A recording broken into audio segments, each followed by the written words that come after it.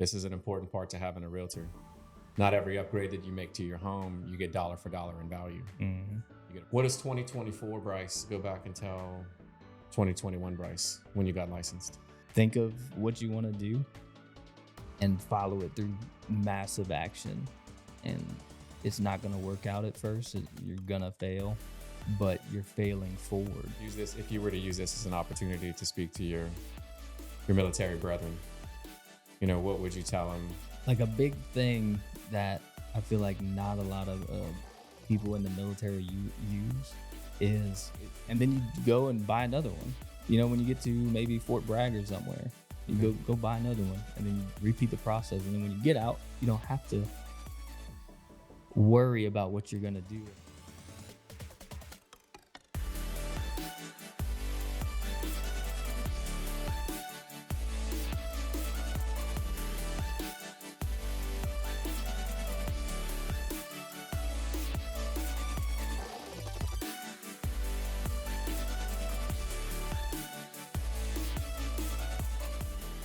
All right, everyone. Welcome to the Nest Podcast. Today's guest is Brice Trahan, realtor with Keaty Real Estate. Brice, welcome to the show. Thank you for having me. So I want to start off by confirming or dispelling a rumor. I heard a rumor that you crushed January of 2024. Is it true? Depends who you ask. I mean, what's crushing it? But I think so, but still some work to do. Yeah. Okay.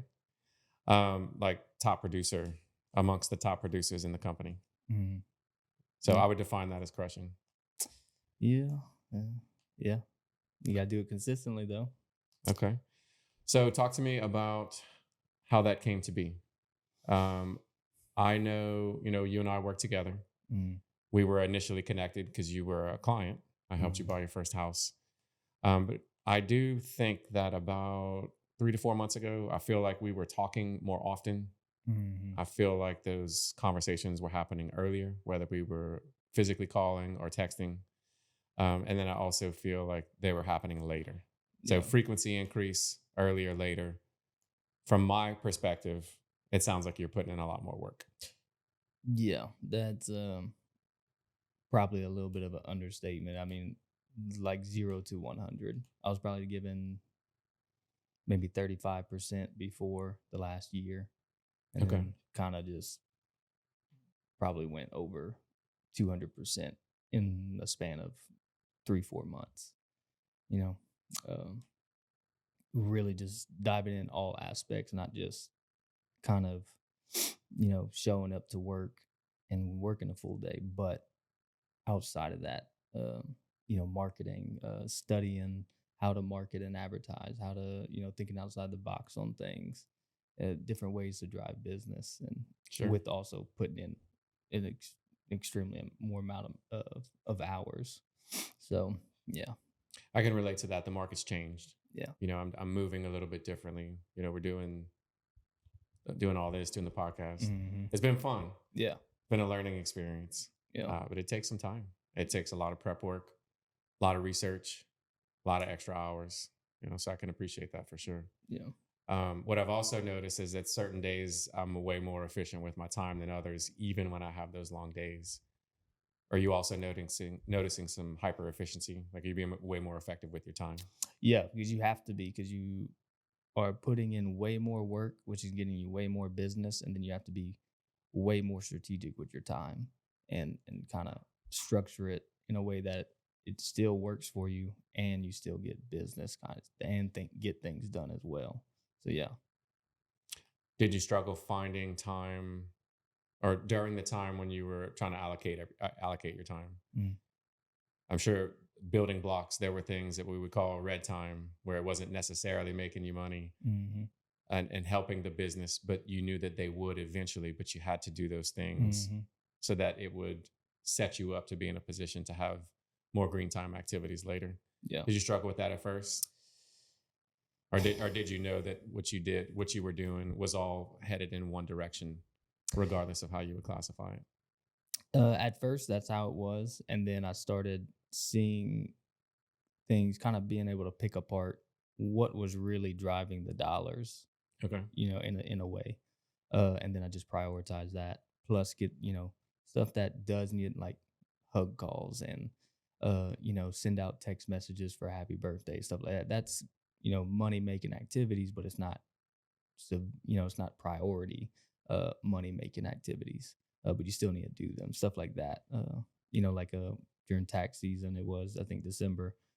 uh, I sent out, everybody gets their tax form that they bought a house. Well, Yep. I went and texted everybody I that, remember that. and sent a picture of my bill that I got. Said, hey, don't worry. Like, don't pay this bill. Yours is rolled into escrow. Let me know if you have any questions. Don't freak out. That was a money making activity that drives future money. That's what it is. Sure. It's not now money. So Service after the sale. that's right. Yeah, I mean that's what gets you future money. People who bought 8 months ago still contact them. Just on random stuff. I heard an expression on the lending side that said your database should be your data bank. Mm-hmm. It's a composition of all of people that at some point in your career, whether it was 6 months ago or 3 years ago, that were raving fans of yours, Mm-hmm. that trusted you and loved you enough to hire you to take them on a journey. Yeah.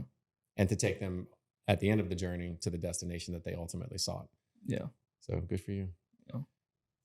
What does 2024 Brice go back and tell 2021 Brice when you got licensed? I mean, obviously you're doing some different things. Yeah. If you were to just pick three. So you're talking to your past self, but people who are listening to this now, wanting to run a business kind of like you're running, what are 3 tips that you would give?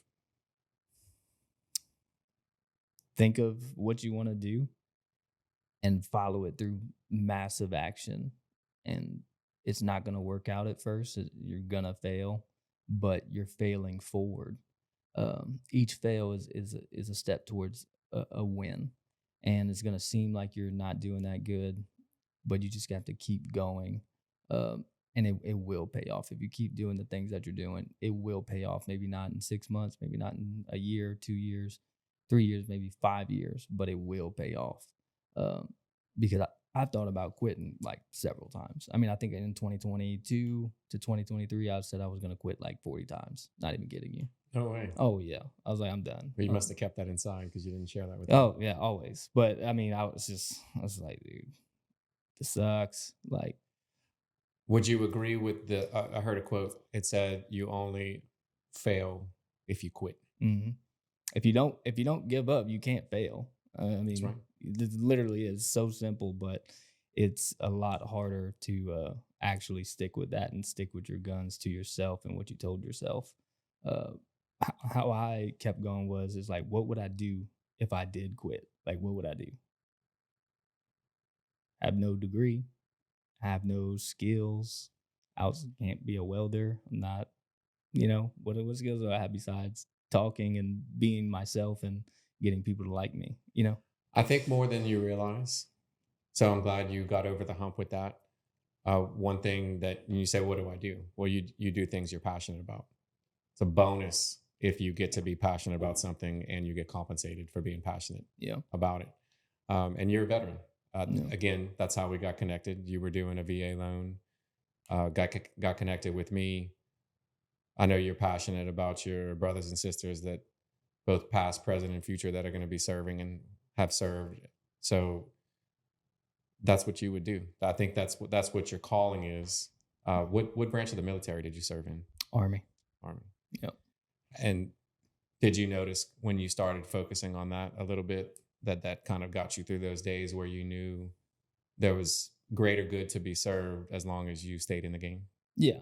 I mean, and I go back to with the days that I was in the military often, because those were like some of the best times, but yet some of the awfulest times. I mean, this sucks. I mean, we're out and we would go and ruck march. You got 70 pounds on your back, full kit with plate carrier, machine gun that weighs 27 pounds by itself, and you're rucking up mountainous terrain for 24 hours straight. And you're getting, you'll go ruck march for 8 hours, take a break, maybe, camp out a little bit for 3 hours. Hopefully take a nap.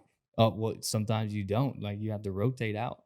Like Wow. you'll say, all right, we're gonna stay here for 3-4 hours. All right, just bunker down. And then, say you're in 3 main groups. One guy will be watching for 1 hour, the other 2 are sleeping. Then after that hour, guy switch out, he gets 2 hours, and then you're back on it for another 6 hours, 8 hours, ruck marching. Now going for days. And it's raining and it's cold.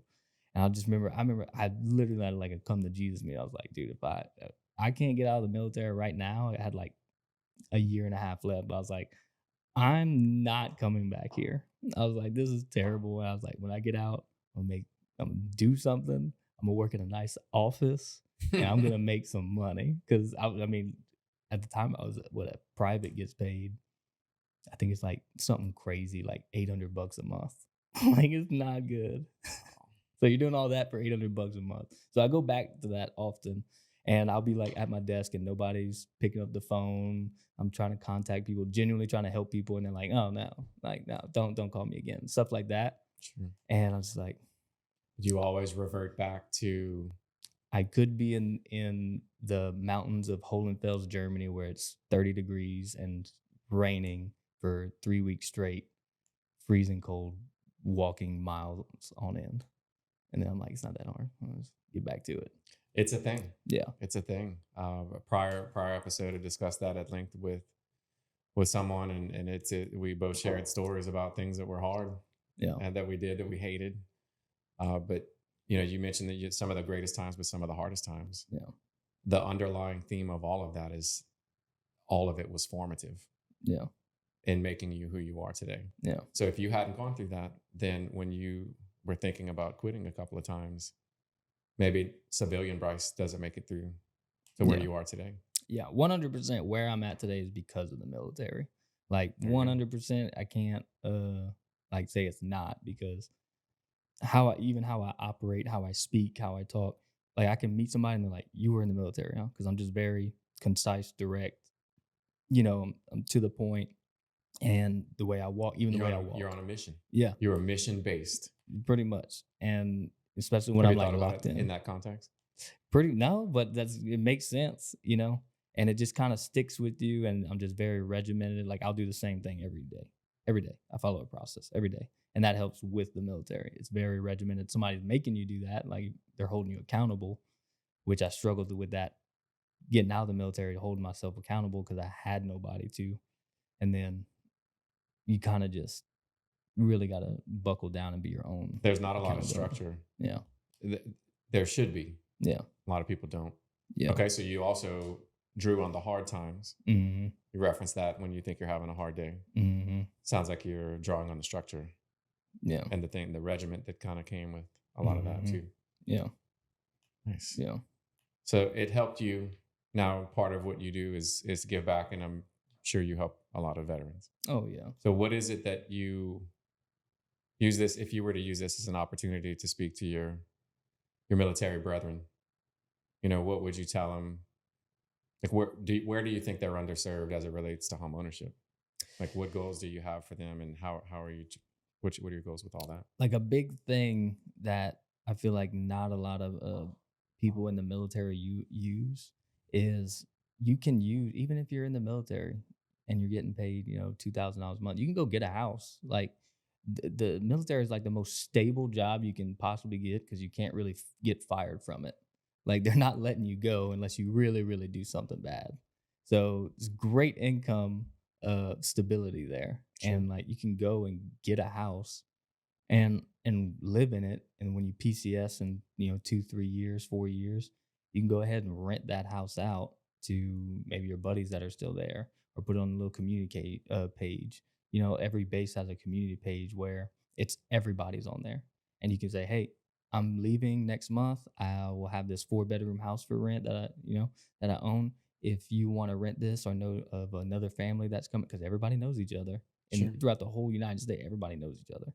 Okay. And say, "Hey, for rent, if you guys are coming here, it's easy to find a tenant. You'll be locked in on a house." Especially if you got someone coming straight out of high school. Yeah, They haven't really, Yeah. they need to rent because they can't buy a house. pretty much. Yeah. Yeah, and Yes. it's just easy. Like and then you go and buy another one. When you get to maybe Fort Bragg or somewhere, You go buy another one, and then you repeat the process. And then when you get out, you don't have to worry about what you're gonna do or making income. That's a big worry that people never really get out of the military with that. Like they're like, I can't get out, what I'm gonna do, Right. which everybody has that thought, especially when you join at 17, 18 years old, and now you're 25 and you're like, I don't have no skills besides shooting guns and jumping out of airplanes. Well, Like, your identity is one thing, and it has to become something else with whatever you're going to do afterwards. Mm-hmm. Okay. So kind of helps them and builds them up for success over those years. And now it's like, okay, I have a little bit of cushion. I know how to make money too now, Right. outside of being in the military, because I'm making money through real estate. So what I heard you say without saying it is that you are encouraging veterans not only to utilize their VA entitlement, Yeah. to take advantage of the VA loan program, something that no civilian has access to, Right. unless you're a surviving spouse of someone who's Mhm. deceased. God rest those have passed away that have served. But you're also, sounds like you're actively coaching them Mm-hmm. and recommending that they use homes and as investments, Mm-hmm. invest in real estate. When you move on to your next house, don't sell the one you have. Get a tenant. You got a steady flow of renters Mm-hmm. with good military pay coming in that are going to consistently pay your rent. They're going to pay your mortgage for you. Yep. Then you go get your next house. Mm-hmm. And then if you get transferred again or you move into civilian life, you still own that house. Mm-hmm. And then you have somebody rent that one. Yep. And you get mailbox money. Yep. And then you can pick wherever you want to live. To say like me, I didn't want to come back to Louisiana. I really didn't. Where were you stationed? In Italy. Really? Yeah. I thought about staying over there. I was like, what? Dude. So where does Germany come into play with? So we would say Germany, right? Well, we would in Italy with the 173rd, they go and they'll train with the Army of Germany. And then they'll go to Spain and train with them. Okay. And then they'll go to Greece and train with them, and teach them, it's part of NATO allies. So we go and pretty much do. I didn't know you were so well traveled. Yeah. Try to be. Huh. Yeah. Look at that. Okay. So hook a civilian up. I heard you say PCS earlier. Mm-hmm. It's a government acronym. Mm-hmm. I'm unfamiliar with it. What is PCS? Dude, I don't even know what it stands for, but it basically means you're just transferring. I'm glad we got to discuss VA stuff. I have a feeling someone listening right now is probably going to be a veteran or is related to a veteran or is thinking about being in the military, and whether they do something soon or they do something in the future or way far out in the future. Yeah. Somebody may call you. So thank you for sharing that with us. Yeah. 100%. Yeah. So as it relates to lending, you came to me from an online lender, as I mentioned earlier. You were with an online VA lender. Mm-hmm. You ended up working with me. Very grateful for that. We've had a relationship professionally for almost 3 years now. Mm-hmm. What was the big thing that kind of made you initiate the conversation with a local lender at the time? All I did was, I didn't even know it was weird timing because I got my real estate license started at Keaty Real Estate and was buying a house all at the same time. So it was weird and kind of backwards. But I just went online and like VA loan, right?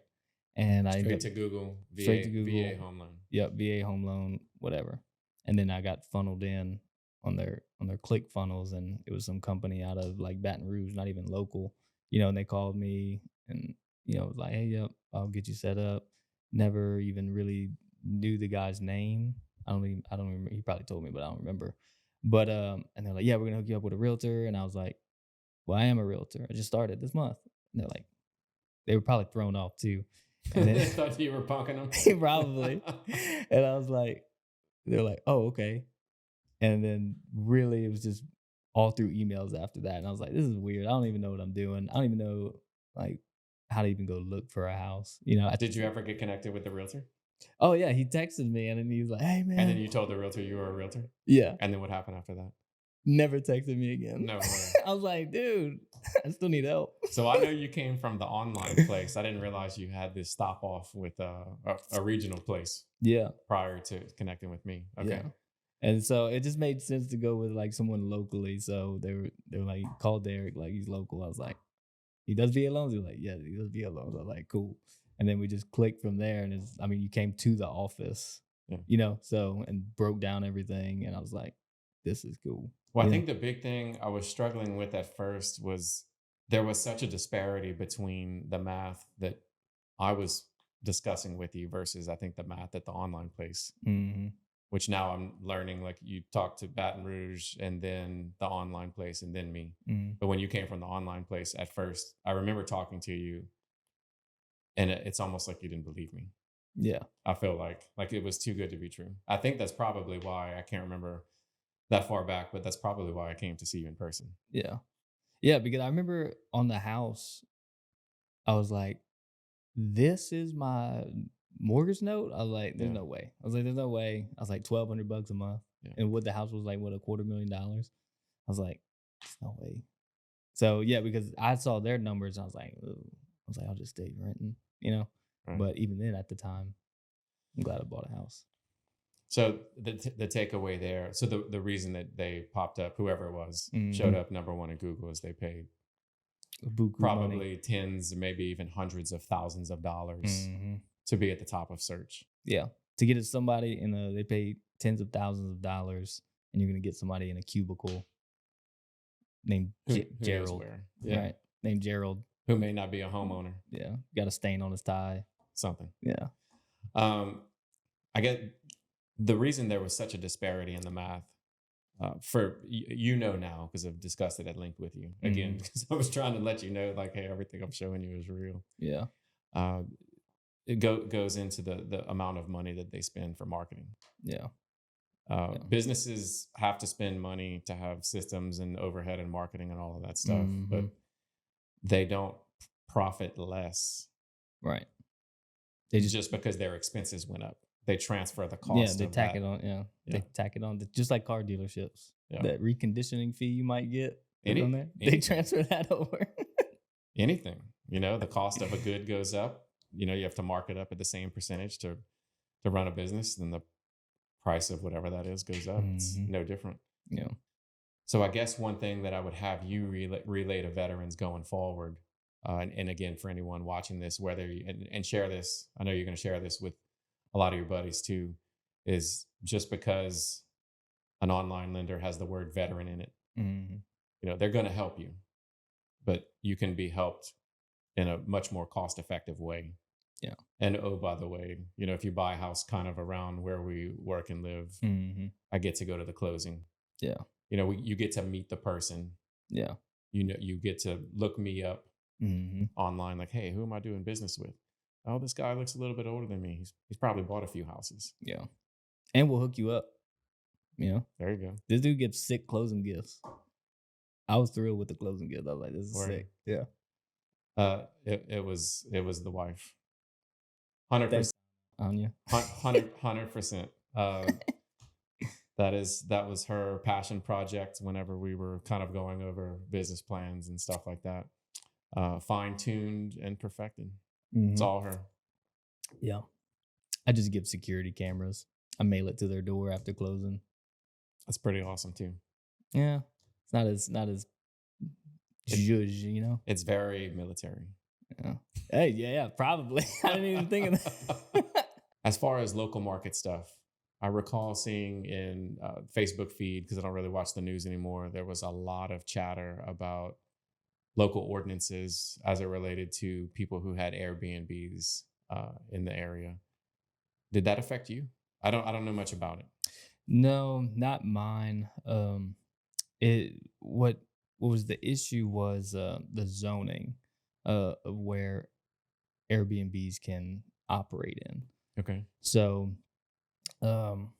basically, they banned Airbnbs in Lafayette in RS1 zoning. That's residential, single, something like that. But basically, neighborhoods, subdivisions. Yeah, think of like St. Streets, Broadmoor, River Ranch. That's usually your RS1 neighborhoods, and they basically banned them, and that was like 70% of the zoning in Lafayette. So I think it's some crazy absurd number of like 52% of Airbnbs operate in RS1 zoning right now. How many? 52%.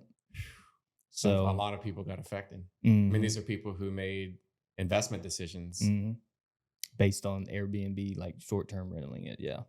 Wow. Yeah. So they either Messing with businesses, messing with their money. and it slows down bringing in tax dollars, and it doesn't stimulate our local economy. The Airbnbs brought in a lot of tax dollars and a lot of tourism, and it stimulated our economy. Well, we have a lot of tourism in general, and for the most part, I mean, we've traveled as well, and I haven't European traveled like you have, but people come here because it's different Hmm. from other places. So I would imagine people that want to come may be more prone to look for an Airbnb Hmm. than they would a hotel because they can get a hotel anywhere. Yeah. So I want to go to a place, I want to see what it's all about, Hmm. and while I'm there, I want to be in it. Yeah. You want to live in the community, that because it is different. Like a big the area that kicked that whole thing off is the Saint Street areas, because you got the Saint Street areas, you got downtown on this side, UL, and then you got the Cajun Dome. Best spot to be. You get all the concerts and stuff for Mm, the Cajun Dome. That's 2 blocks one way, and you get all the downtown festivals, Festival International, St. Patrick's Day Festival, all that stuff, all this stuff. concerts on 3 blocks the other way. And And they have a lot of the festivals at the Cajun Dome parking lot. yeah, Even I think the Blackham Coliseum still hmm, does some things from time to time. yeah, the rodeo is right there too. Yeah, and Yeah. you would get in downtown Lafayette, and like the Saint Street area is like old Lafayette, it's original Lafayette. And I mean, there's 100-year-old homes there. Like mine is a 2-bed, 1 bath. I think it's like 90 years old or something like that. I completely renovated it. It's just in such a good area, and the neighborhood, just there's so much good energy there for the neighborhood. So your occupancy rates are probably higher Yeah, than maybe the average. yeah, yeah. Like we'll obviously get, and I mean, it goes a bunch into it as well with how many amenities you have, how nice it is, Sure. stuff like that. But the location, if a person's coming to visit and experience Louisiana culture, Sure. like they want to stay right there, because it's a little Creole little cottage, in downtown Lafayette. They got all this stuff happening. You can ride your bike everywhere. It's just really nice, and now that's kind of out the window for a lot. So how many? I know I've helped you with several properties. How many Mhm. of them are Airbnbs or Just were one, Airbnbs? just one, And you one were unaffected or affected? unaffected, because mine is it didn't happen like this, but it right place, right time, Just bought the worked out. right property. Okay. Mine is RM1 in the Saint Streets. RM1, not RM1. RS1. Yep. And Okay. everything around it RS1. No Just way. just my house. It's like your little slice of heaven. Yep. And I was like, and Wow. I bought that, and then I found that happened. Like everybody thought it wouldn't get banned, and then it did, and it's like, whoa. So I went herb and look. I was like, nice. So now I'm gonna be one of the pretty much only Airbnbs that are in the Saint Streets, in between Cajun Dome downtown, operating, and it's gonna be great. Yeah, When is the ordinance? The things don't always take effect immediately. yeah. They got until every Airbnb that's in RS1 has until October of this year. October of 24. To like ink, and that is kind of scary because, like I said, 52% of Airbnbs are in RS1 zoning. A lot of those people that wanted those Airbnb, like for Airbnb, they pumped in a lot of money to get it renovated really nice, have amenities, stuff like that, decorate it really nice to compete with other Airbnbs. And they Sure. brought up the neighborhood is what they did. They really improved it. Okay. And they put in, like me personally, I put in $70,000 on mine on the remodel. So and mine, they got other ones that are like way better. You could just tell they put a lot more time, effort, and energy and money into it. So what do they do now? They sell? If they can get what they put into it, because So hopefully they had it rented out long enough to so the rental income that they brought in would bridge a gap that they would do if they took a loss and sold them. Yeah. So like, because what they're gonna do are they gonna long-term rental it? Maybe, if they can. I mean, what if their mortgage is like $2,000 a month? You think you can get a $2,000 a month in the Saint Streets? Probably not. It's tough. I wonder what percentage of investors shifted their focus from long-term rentals to Airbnbs, how this affects what they do going forward.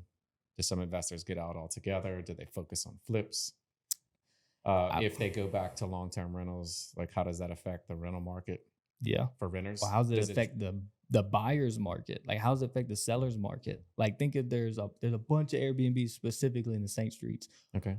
It needs to be gone by October. So maybe like a few have already started to sell, but they're gonna wait as long as they can. What if just say August and September, all of a sudden 50 houses in the St. Streets come for sale? What's that gonna do to property values? Drive them down. Drive them down. Lots of supply there. Separate from that, I mean, we still have to talk about the appraisals. Mm-hmm. You know, it's like when you make upgrades to a home. I mean, this is an important part to having a realtor. Not every upgrade that you make to your home, you get dollar for dollar in value. Mm-hmm. You get a pool. If you make aesthetic upgrades to certain things. Now, sometimes, you know, there are certain instances, and I don't know. So I would never try to do, if I was doing upgrades on my home, even if I had no intention of selling for several years, I would still reach out to someone like you and have a conversation about, like, hey, I may be spending this amount of money. Mm-hmm. But if I don't stay in this house too long, I don't want it to go to waste. Yeah. So I'm going to spend X amount doing these three things. I want to know roughly like what kind of ROI for that dollar. You know, is it 15%? It depends. Is it 50%? So you may, I would want to be dissuaded. Yeah. Because as much as I may want those things, I'm still going to have a very math driven like decision. Yeah. Well, that's what's fun about Airbnbs though. That's why I kind of like, because I bought a house that needs some work and for a rental, and I was like conservative, like I don't need to do that. But with an Airbnb, you have free reign to go crazy.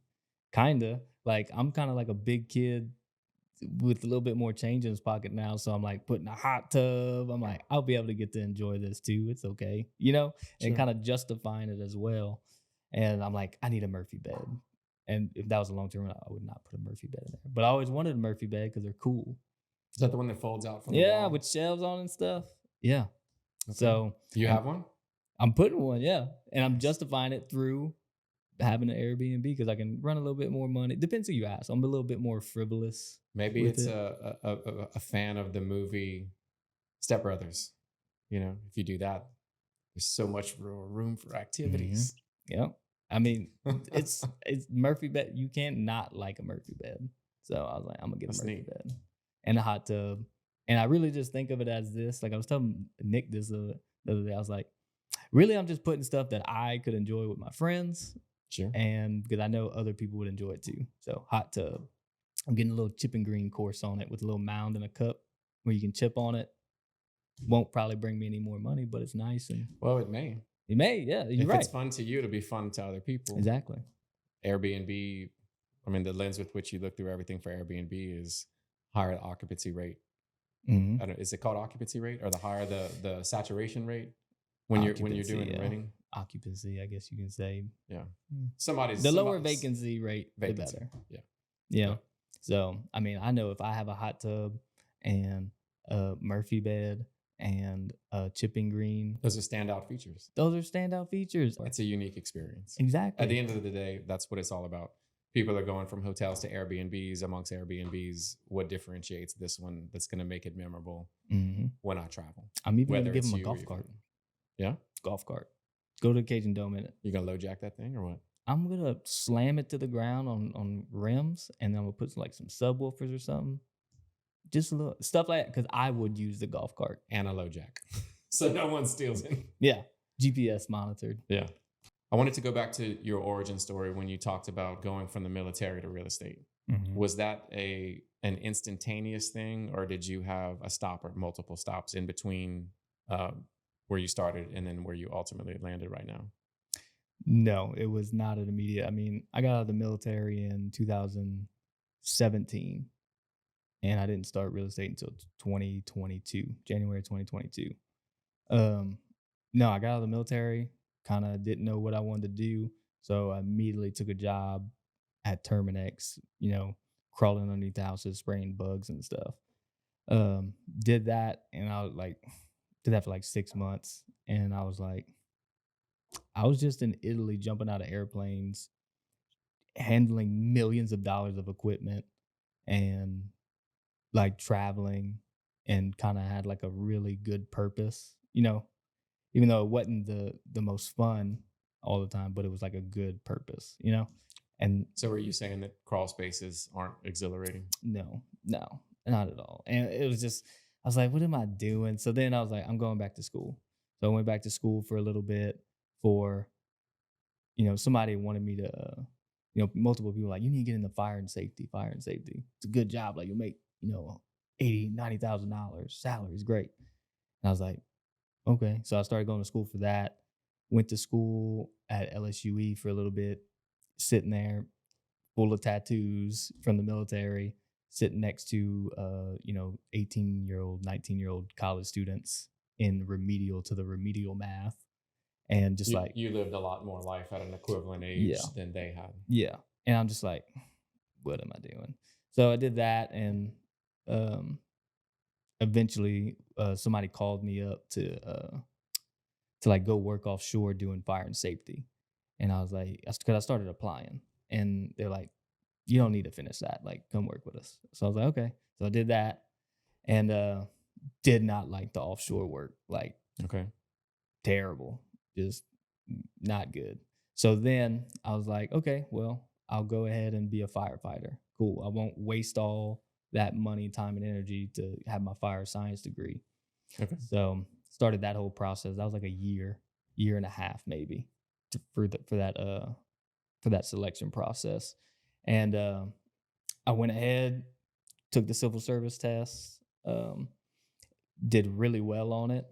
And then you had the physical fitness part, which I crushed that, and like literally finished first out of, I think it was like 79 or 89 people that tried out.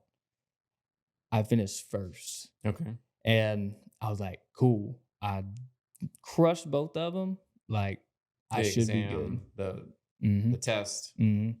And the cognitive and physical. mm-hmm. Everything. So you were rolling. Yeah, like everything that I could control, I made sure I like did my best on it. Sure.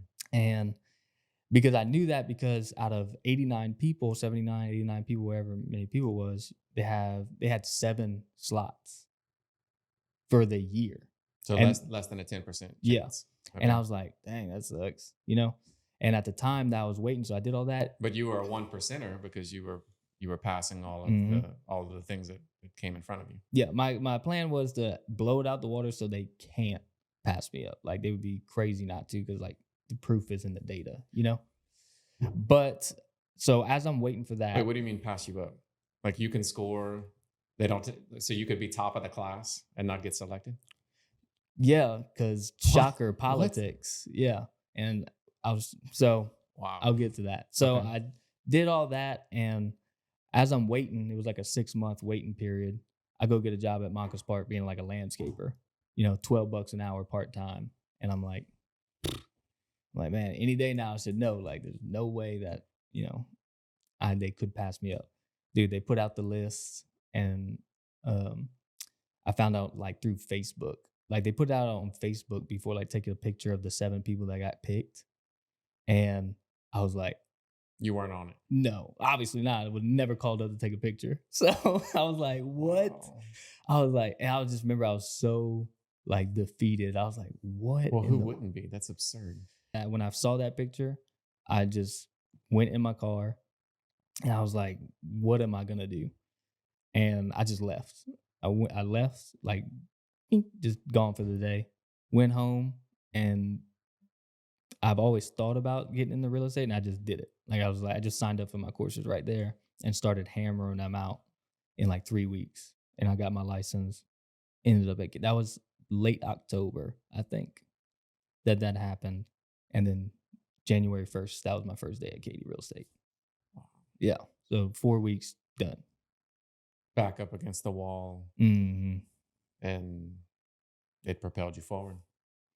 Yeah. I mean, Maybe that's how it works. You keep backing up, and then you hit a wall, and there's nowhere else to go except the direction, hopefully, that you want to go. And for you, it worked out. Yeah, I mean, I think I've always seen people tell stories like, yeah, I everything was going wrong for me, and then like it was rock bottom, and then that's when I made the decision to, and now I own a Fortune 500 company. Like Yeah.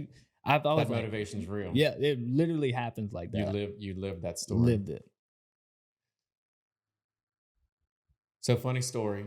I'm at the gym today. I'm in between sets, and that's typically how I'll answer work emails, maybe text some people back. Getting towards the end of my workout, needing to get through it, I start Facebook scrolling.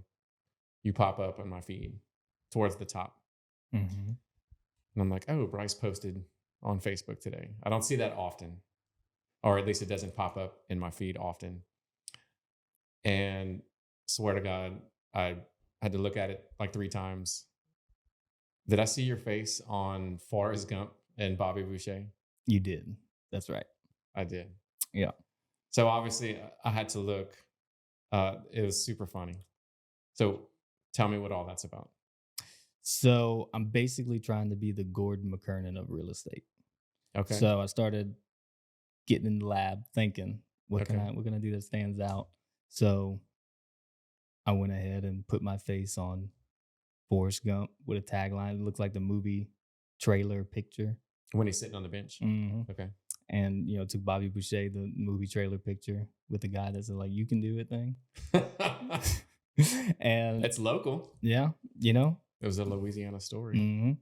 And I just basically came in the mindset of, what would Forrest Gump say as a realtor if he was a real estate agent? What would Forrest Gump say if he was a realtor? Yep. Deep thoughts. Mm-hmm. And I named off like 10 different things. It was hilarious. So You're just talking into the voice recorder so you can go back, or you're jotting them down? I was jotting them down. Okay.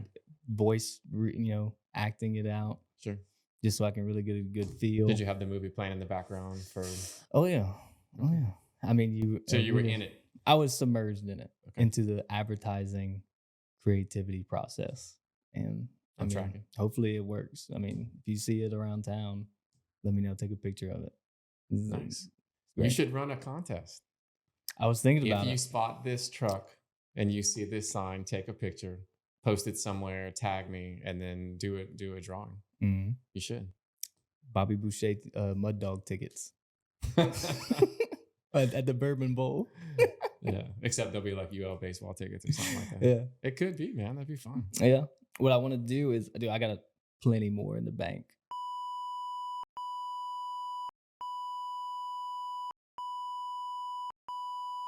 Dude, I dig it. It's all about standing out and doing different things. I'm doing different things. We're doing the podcast now, but I'm having fun doing it. Yeah. I get to have people like you come and really, I think it humanizes us. Let people know that we have a fun side. You get to tell people about who you really are, what you're about, and even when you're not telling them, they'll see it. Yeah. So I like where you're going with that. What is the next chapter of Brice Trahan's story? How does it read? Follow to find out. Follow to find out. I dig it. Well, you'll have to come back and tell everybody what you've done between now and then. Yeah. Lots in the making. There you go. Thanks for coming, man.